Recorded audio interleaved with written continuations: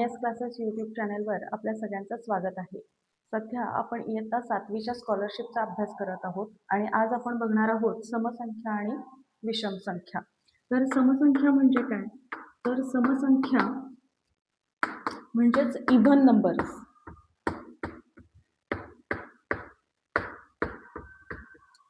तर ज्या संख्यांच्या युनिट प्लेसला 0, 2, 4, 6 आणि 8 हे डिजिट्स असतील त्या संख्यांना आपण समसंख्या म्हणणार आहोत.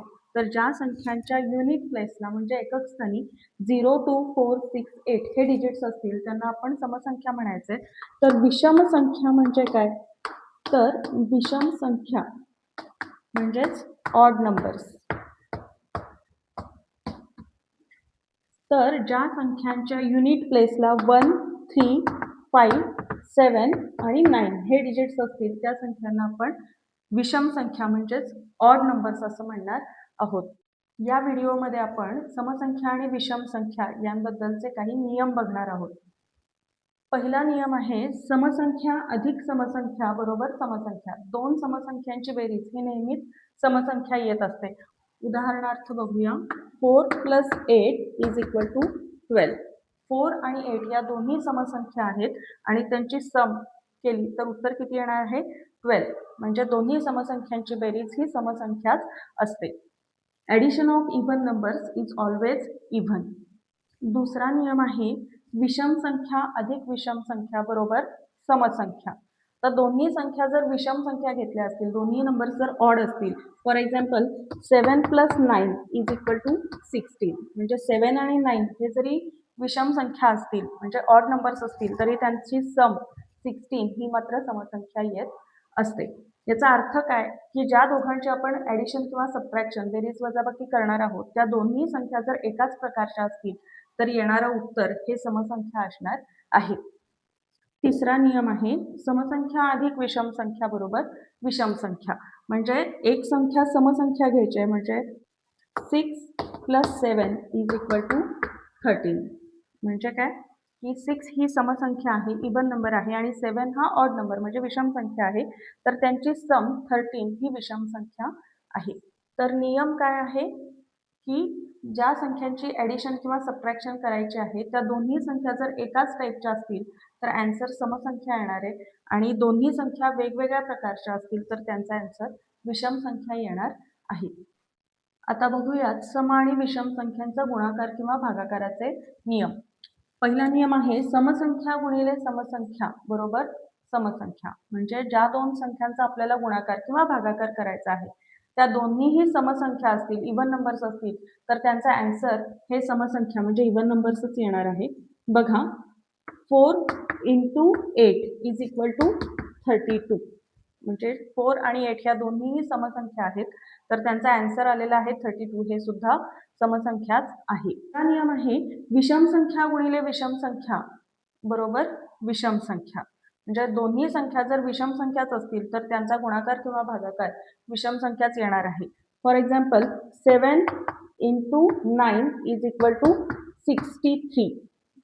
दोन्ही संख्या विषम संख्या आहेत. 7 आणि 9 दोन्ही संख्या विषम आहेत तर त्यांचा गुणाकार सुद्धा विषम संख्याच आलेला आहे.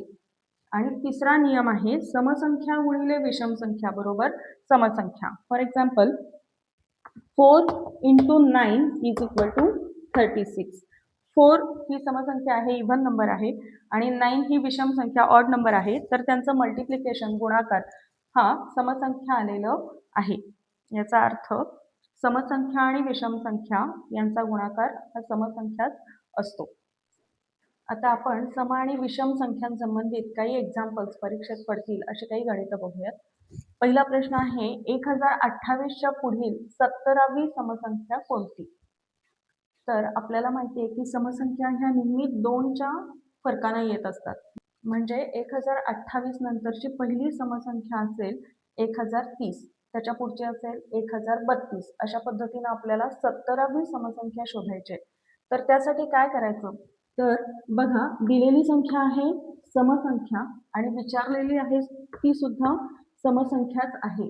तर समसंख्येनंतरची आपल्याला समसंख्या विचारलेली आहे. तर अशा वेळी काय करायचं? ॲन्सर शोधण्यासाठी काय करणार? 1028 मध्ये आपण 70ची दुप्पट मिळवणार आहोत, कारण समसंख्या ह्या 2च्या फरकाने येत असतात. त्यामुळे आपण काय करणार, 70ची दुप्पट आपण काय करणार आहे, दिलेल्या संख्येमध्ये मिळवणार आहे. म्हणजे काय येणार आहे बघा, 1028 अधिक 140. बघा, 1028 अधिक 70 गुणिले 2 140 म्हणजे 1168. हे उत्तर आपलं येणार आहे. आता पुढचा प्रश्न आहे, 997च्या मागील 30वी विषम संख्या कोणती? तर दिलेली संख्या आहे 997, 997, आणि आपल्याला विचारलेली सुद्धा आहे विषम संख्या, म्हणजे विषम संख्येच्या मागील विषम संख्या विचारलेली आहे. तर यावेळी सुद्धा आपण काय करणार आहे की विषम संख्येच्या मागील विषम संख्या विचारलेली आहे म्हणून त्याची डबल त्याच्यामध्ये ऍड केली. तर आता इथं मागील विचारलेली आहे म्हणून 30ची डबल आपण दिलेल्या संख्येतून वजा करणार.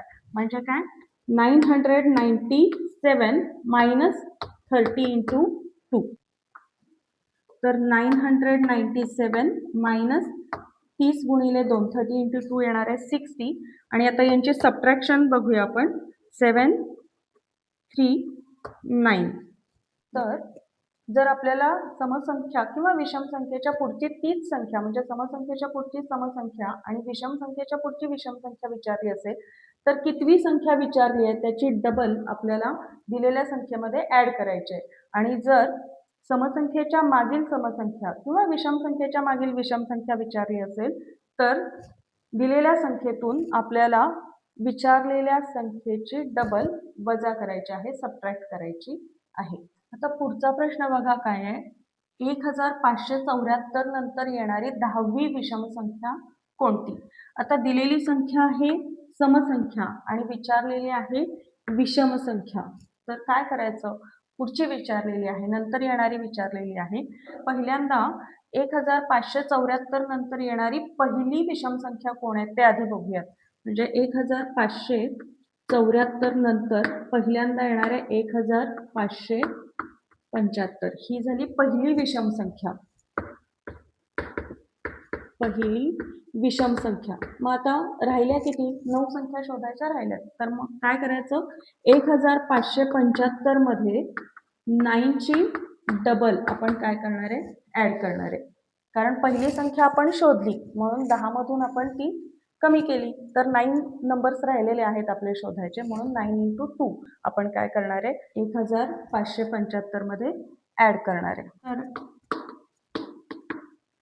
प्लस 18, तर आन्सर येणार आहे 1593.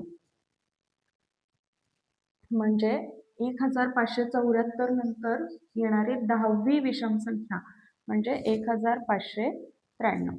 आता पुढचा प्रश्न आहे, 2017च्या मागील 16वी समसंख्या कोणती?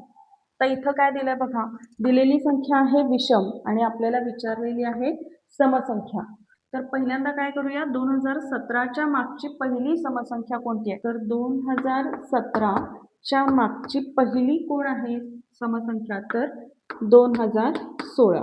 आणि आता आपल्याला काय करायचं आहे, 16 मधली एक संख्या तर आपली शोधून झाली, म्हणजे राहिल्या 15 संख्या शोधायच्या. म्हणून आपण काय करणार, 2016 मधून त्या 15 संख्यांची डबल सबट्रॅक्ट करणार. म्हणजे 2016 वजा 15 दुणे 30. काय आन्सर येणार आहे, तर आपली सबट्रॅक्शन येणार आहे 1986. तर या गणितांवरून काय लक्षात येत आहे की समसंख्येनंतरची विषम संख्या किंवा विषम संख्येनंतरची समसंख्या विचारली असेल तर आपण आधी पहिली सम किंवा विषम संख्या शोधून घ्यायची आणि नंतर जेवढ्या संख्या विचारलेली आहे त्याच्यातून एक वजा करून त्याची डबल आपल्याला संख्यांमध्ये मिळवायची आहे किंवा वजा करायची आहे. आता प्रश्न आहे की पी ही समसंख्या आहे तर क्रमाने येणारी पुढची 12वी समसंख्या कोणती? तर पी हे एक व्हेरिएबल आहे. तर आपण काय करूया, पी नंतर येणारी 12वी समसंख्या. आता दिलेली संख्या पी ही सुद्धा सम आहे आणि त्याच्या पुढची आपल्याला समसंख्या शोधायची आहे. म्हणून आपण काय करूया, पी प्लस 12 इंटू 2 म्हणजे काय होणार, पी प्लस 24. तर यांची काही ॲडिशन होत नाही, त्यामुळे आपण काय करणार, पी प्लस 24 हे दिलेल्या एक्झाम्पलचा आन्सर आहे. पुढचा प्रश्न आहे 8x + 5 ही विषम संख्या आहे तर क्रमाने येणारी मागील विषम संख्या कोणती?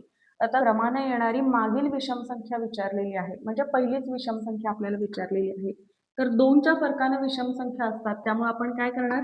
8x + 5 ही विषम संख्या आहे आणि त्याच्या मागचीच विषम संख्या विचारली आहे, म्हणून आपण त्यातनं 2 सबट्रॅक्ट करणार आहोत.